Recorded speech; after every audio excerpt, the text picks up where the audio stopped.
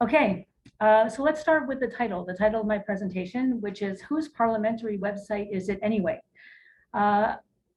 Basically, my presentation is not about what we're doing now, what we're doing new. We have a whole bunch of new exciting projects that are actually underway at the Knesset website. However, by the way, maybe I should introduce myself. Robin Treistman, Deputy Director of the Knesset website, the Israeli Parliament. I've been doing that since 1997. Okay, back to what I was saying. We have a lot of exciting projects coming up that are really in the pipeline right now. And I am not presenting them here. What I am presenting, and I like often to present the issues and the concerns that come up when there are new projects on the horizon. And again, this happens, thankfully, this happens quite often because we are always trying to make, to innovate and to make better ways to connect with the public. So when I say whose website is it anyway, obviously I'm not talking about who owns it. So to speak, the Parliament owns it. The Parliament pays and puts in the energy and the time into creating the website for the Parliament. But in the end of the day, we want to know who are our main stakeholders, who are our main users, who are the people who are going to benefit the most from the parliamentary website. So I would like to actually share a screen, a presentation here. This is it. Okay, I have very little to share. I have actually a total of 3 screens. This is the one that might be the most complex out of all of them. In any case, I would just like to show you what do I mean with my question, okay? So the bottom line is that here you have a parliamentary website, and then in the end of the day, you have 2 very large groups of users. And when I say large, I don't necessarily mean large in terms of numbers, because obviously when you look down and you see the public on one side and parliamentary employees on the other side, you're talking about, the public is obviously very large and the number of employees is obviously a lot smaller, but in the end of the day, who ends up using the website more in terms of time and data and stuff like that, in the end, it actually might be the employees, but that's already up for debate. In any case, when I talk about the public, obviously we're talking about what we would also call external users, and parliamentary employees are what we would call internal users. And each of those groups can be divided up further. Let's talk a minute first about the employees, the parliamentary employees. So first, the top of the totem pole might actually be the members of parliament.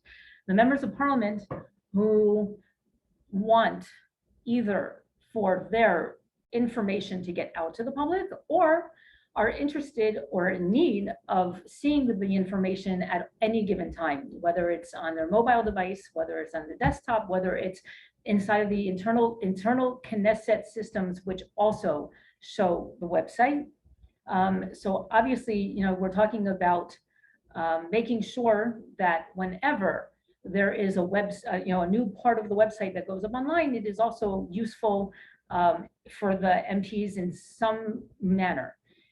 Next online there, we would talk about the administration of the Knesset, which obviously are the ones who, in the end of the day, approve the budget for the website and the different projects that go on the website. And in the end of the day, they are also the ones who, obviously, with advice from the people who run the site and and others that are involved, but in the end they make the decisions, and based on priorities and budget, like I said.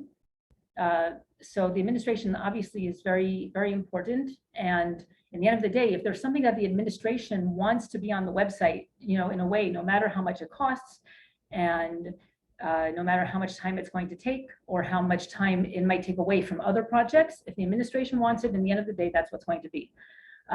It's like that as well with the MPs, and that's the way it is, and that perhaps is the way maybe that's how it should be. Now, the other little bubble I have there, all other employees and according to their needs. The website, all right, has become a tool for work for pretty much everybody that works in the Knesset. And that ranges all the way from people who are writing documents in the research department, and all the way to the secretariat, and all the way to the committee staff, the staff of all of the committees I'm talking about, everybody, and the legal department, of course, all of the employees in the Knesset basically use the website. And it's obviously, when we look at our stats, at our Google Analytics, we see how much the Knesset website is used internally. Now, let's talk for a minute about the public. Obviously, on the public side, we will divide it up into the group into heavy users and occasional users. Now, occasional users will be the person who, searches something on Google, happens to see something that, a result that, that takes them to the Knesset website. They will use it. They might have read an article and want to go take a look at a law or a bill. The occasional user, there are a lot of those. I would say the majority in terms of numbers in the public are the occasional users. However, the heavy users, who are the heavy users? And here we have actually a very interesting question about how much do we let these stakeholders influence decisions that we make about what goes on the website. The heavy users might be journalists, lawyers, public activists, really people who visit the website almost on a daily basis to see what's going on in the committees, to see the press releases, to see what's going on in the plenum, to take down copies of the laws. So there are a lot of heavy users, and the honest truth is that every once in a while, the website staff is in touch directly with heavy users, and if there's someone out there who uses the website all the time and they have a certain need, sometimes we try to come towards them. Now, why am I presenting all of this right now? And what's the question? The question back to it was, whose website is it anyway? And the reason I brought all this up is because now we are currently having we're now developing a new project, and it's really in the very, very early stages of development. But I want to show you something else. And with this, I would like you to, 1 second. Here. Okay. I want to show you this page. Now, here we have a PDF document. And with all of the technology and all of the automation and all of the digitization, every once in a while you will have something, I assume every parliament has this, that kind of fell through between the cracks, and in terms of technology. And here we have, this is an example of the plenum agenda. Okay, now the plenum agenda, again, it is a PDF document which was saved from a Word document. And if we scroll through this, you'll see that this is pretty much a daily agenda. This is, what is about to be discussed in the plenum. Again, it's numerical, 1, 2, 3. These are all of the items that are going to be discussed in the plenum. Now, what is interesting about this document? Like I said, with all of the digitization in the world, in the end of the day, this document is hand created, copy paste, rearranged by hand. Obviously, it's using a template, but then in the end of the day, it is a Word file that is saved into PDF and then uploaded to the website. Wow. So what century are we in? Good question. There is an automated system, by the way, to create such a document, but apparently the people in the secretariat that use it are not happy with the results. So for now, they're staying with this, what we can call it a dumb agenda. I guess if we call smartphone dumb phone, this is the smart agenda, a dumb agenda. Why am I saying that? Because, and I'm going to show you something else, we are now starting to design what we are going to call the smart agenda. And this is, again, this is a real preview of something that is in the very, very, very early stages of development. This is a sketch of what it is most likely going to look like. And as we see, as we scroll through this agenda, again, the content is pretty much the same. And again, this is an example. It is not exactly the same example as before. in any case, what I'm showing you, 1 second. I see that I moved to a different one. 1 second. Okay, we'll go back to the original one. Okay, this is pretty much the final sketch right before approval, before it goes to development. But in any case, it is the same, it's the same content.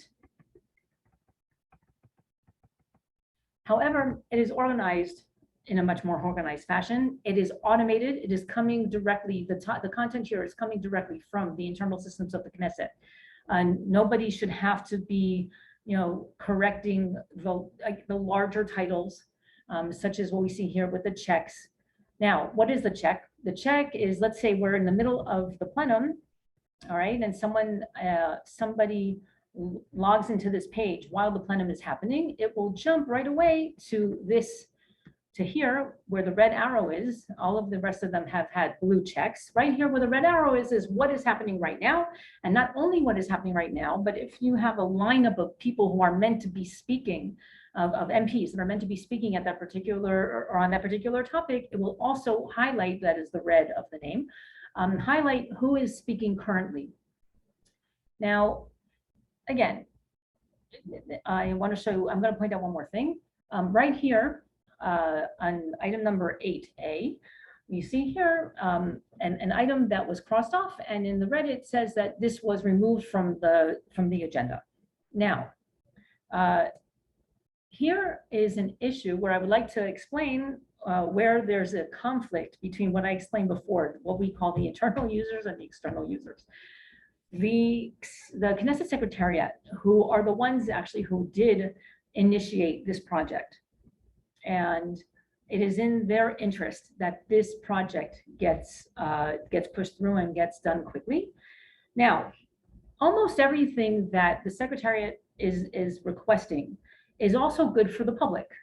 When they request to have this, what we call the SMART agenda, it is going to be very useful for the public. It is very easy to read. It will be accessible for people with disabilities. And again, color coded, and again, it will be dynamic and jump to the the exact spot of what is happening. It'll be dynamic in the sense that you can follow you can see easily what was already discussed, what is about to be discussed. And that's all good and great. The Secretariat, who also want to use this new agenda as a tool for themselves, also so they can track and see what's going on. Here's where the tricky part comes in. One of the requests that the Secretariat had when developing or when designing this page was they wanted to have a situation where every time there was a correction of a word, a correction of a sentence, I'm not sure if it went down to the to the level of a correction of a comma versus a period. However, whenever there was a correction, they wanted to have track changes show up on this page. Now imagine, most of us know what a Word document looks like with track changes. And this line where, again, you see if something's crossed off and then something else is written in red. Imagine if this document for the public looked largely like that, or at least let's say on one document that something like that showed up 6, 7, or 8 times. From a perspective of the work of the Secretariat, it might be very, very helpful for them to see what was changed, what was corrected. But for the public really does not need to see, the public needs to know what is happening now and what is the final version. The public does not need to see the track changes. And that, again, when you have an issue that comes up, and here we're talking about design, not so functionality and design, yeah. But in the end of the day, there are times that the internal users will win out, and there are times that the public has to win out, because what's the point of spending all of this money if the public is just going to be confused and and it'll make it harder on the public? Maybe it's just easier to leave this original PDF that I showed you before. Again, the point of my presentation here is again not to go ahead and say, hey, look at this new thing we're doing. I want to say, look at this new thing we're doing and look at the issues that come up with it. Again, there are other issues that have come up. I brought up only one of them. And I hope that, I hope that this seems like an interesting issue for people to understand that, again, it is not so obvious and it is not always clear when we do new projects in our parliament that everybody is automatically going to be happy with it, with them or with the projects. We have to, there's always negotiation. In the end of the day, just so you know that you see that there are, except for, again, when one of the items on the agenda is canceled, then you will see that it is canceled. Because it was important, the Secretariat explained that the public needs to know that, yes, we were going to talk about this, but we are no longer going to talk about this. But any other corrections, names, words, anything like that are going to be, again, the public will only see the final version. They will not see the track changes. And that, again, it is a compromise that was reached between our UX and UI expert and our designer, versus the workers at the Secretariat who, again, would have really liked to have the track changes, but they understand that it is not appropriate to have it on a public website. And again, so that's my presentation. And I'd be very happy to answer questions.